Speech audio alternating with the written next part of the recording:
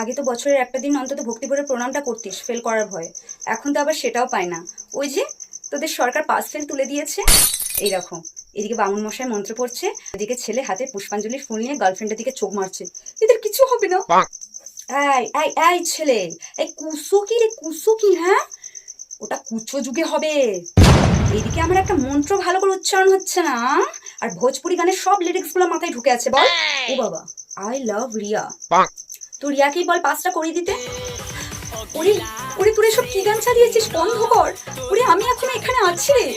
এটা আমার পুজো মণ্ডপ, এটা তোদের ডিস্কো না। আরে তোদের ভয়ে আমার বাহনটা আমার মাথায় চেপে বসেছে, ওর তো ভয় লাগছে নাকি?